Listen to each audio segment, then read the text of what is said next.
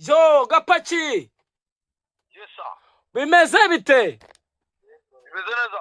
Gapa, Yo. uri heza? Jana mu cyapa turi Arsenal. Ariko bari senari yawe koko mana yanjye. Ubu koko aba bantu ndi kumwe nabo barimo barambwira ngo n'umundi ngo yibye ibi ni ibiki koko? Ariko Gapa, Arsenal ni ikipe y'Imana. Arsenal Visit Rwanda. Arsenal ikipe y'Ubwongereza. Arsenal ikipe y'u Rwanda. Dukunda turi benshi abanyarwanda turi benshi.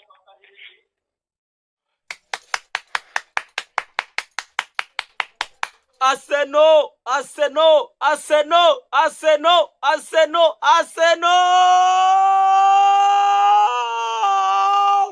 Ho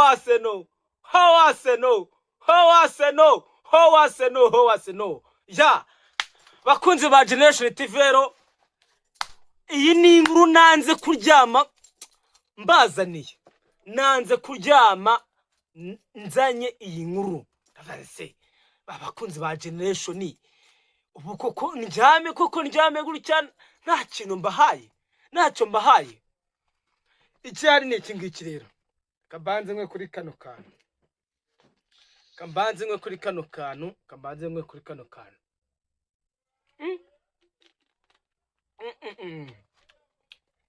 Kambanze nkwe mbabwira. Iyi nzanwe n'ibintu bibiri. Nzanwe n'ibintu bibiri byonyine. Icyambere, Arsenal tugiye kuganira kuri iki gikombe itwaye iri joro. Nyuma yuko Man City inganyije na Brentford. Icya kabiri, tugiye kuganira ni tombora yarayibaye. Igitombora yarayibaye. Yo amavubi. Igikombe cya Afrika cyahumuye. Ya mavubi yacu yatwaye cya gikombe ntago mukizi. FIFA series murayibuka. Adiri muramwibuka. Ntago muribuka Adiri mwebwe muri APR. Ni ibintu bitatu rembazani nagira ngo mbahe update y'ibyo tujye kuganiraho. Reka tubanze tuganire kwa Arsenal. Bafana ba Arsenal, nimuze hano kuri Generation TV. Nimuze. Hoya. Nimuze. Hoya. Nimuze tubanze tuganire. Reka mbanze mpamagara umuntu hano. Mbere yuko ngira icyo mvuga, reka mbanze mbahamagarira umuntu hano. Gapaki nguyu. Reka mbanze nguhamagare umbwira ahantu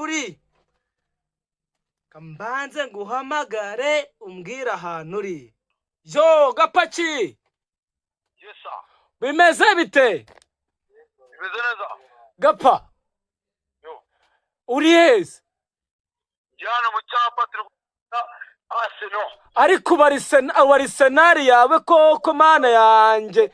Ubu koko aba bantu ndi kumwe nabo barimo barambwira ngo n'umundi ngo yibye ibi ni ibiki koko?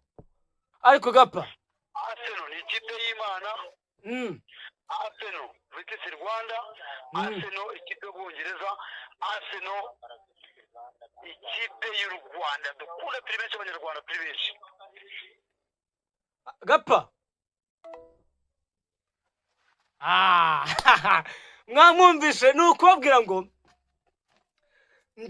noneho ngewe jo hari nubwo nje nzamutereka ngaha nkamutereka no kuri Generation TV. Igihari ni iki ngiki. Arsenal birumvikana yaraye itwaye igikombe. Abakunzi bayo barimo barenjoyinga, bagapaki bazari bande barishimye. Urabona yuko urujya n'uruza rw'abantu mu mujyi rumeze neza. Arsenal igihugu cyose kirishimye. Arsenal Visit Rwanda. Arsenal n'umukuru w'igihugu Mukanyira duha message yaye ibintu byose bimeze neza. Wowe muri gahunda ubyumva ute? ko nzanye ubyumva uteye uyu munsi wowe urabyumva ute muri aka kanya banza ubimbwire urabyumva ute mukunzi wa Generation TV urabyumva ute banza ubimbwire ngwino hano ariko ngwino banza ubimbwire ubyumva ute wowe igihari ni kimwe icyo tugomba gukora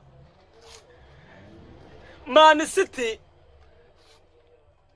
yikuye amata ku munwa Man City reba nibyo nge nababwiraga amahirwe y'umuntu ni amahirwe nyine reba amahirwe reba Arsenal mu uburyo mwayiciraga karu rutega nibyo navugaga ngo nibyo nge mu gitondo nababwiraga njewe ejo narababwiye ngo iyi Arsenal mureba gutya iyi match niyo gupfa no gukira abakunzi ba Generation TV nimugende murebe ikiganiro cyejo ibyo nababwiraga babwira ngo Arsenal biraza kuza gukemuka rino joro aho turi buze kubona match ya Bradford na Man City byose biraza gukemuka iri joro urumva nibyo ngewe nababwiraga uburyo Arsenal yamaze kwitereka ari igatsinda igitego kimwe iyi Man City nayo yari uburyo yarije ibizi neza yuko iki gitego iniza gutsinda igitego cyangwa bikanganya bibuze kuba avantage kuri Arsenal none reba amakosa Man City gizite ikoreye hari ahantu ikintu bita kwikura amata mu kanwa murakizi ikintu bita kwikura amata mu kanwa murakizi ni ibi ngibi Man City ikoze yikuye amata ku munwa nje nibyo ndimo ndagwabwira ati bafana ba Man City mucire birarura igikombe cyamaze kubona nyiracyo bakunzi ba Generation TV ndakubwira yuko Arsenal ubisigaje match imwe ariko iyo match ntacyo ivuze nta kintu na kimwe ivuze habe na gato bakunzi ba Generation TV icyo ndi kubabwira ni kimwe Man City uburyo yakinnye n'igitego bayinjije aya makosa Pep Guardiola ni wondi buyashyireho uyu mupfumu namwe cyangwa yanga nk'iyandi bavugaga y'abareyo ni mwebwe bisohoreyeho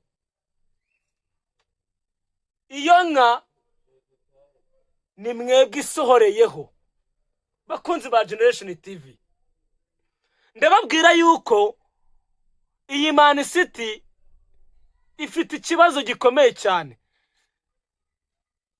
harabona huraga muri ka kabari nashaka kwamamaza aka kabari barambwira ati Kigeli dance ibintu wivugishwa kuri Generation TV ntabwo ibyo bintu tubyumva icyo ngewe ndakubwira abafana ba Man City ndashaka kuvuga amazina hano bashaka kuvuga kwivugishwa ngaha nashaka kuvuga baravuga ngo ngahantu ngo twaciye turazamuka imisozi tumanuka iyindi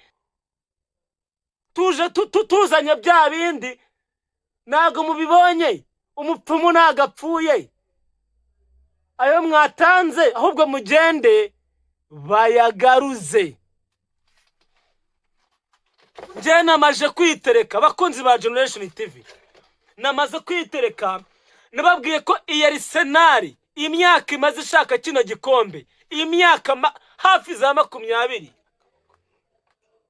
imyaka ya hafi za 20 ishaka kino gikombe none umurozi wayiroze arapfuye bakunzi ba Generation TV ikintu ngiye kubabwira ni kimwe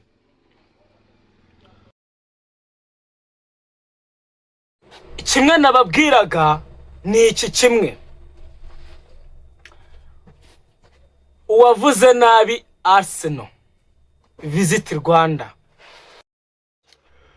nugusaba imbabazi Arteta kandi nibuzi yuko wakrititse Arsenal saba imbabazi n'abafana ba Arsenal.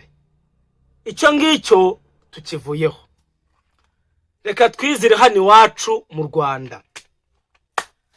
Ahaho nimvuga mu Rwanda, uhite wumva FIFA series, uhite wumva ba Bedi bya bikwere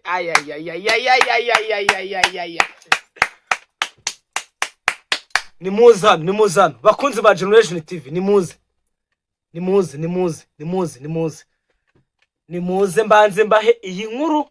Ni ngengenye niyitangaje kuri hano kuri Generation TV. Nimuze mubanze muze, mwaje kambanze mbinywere.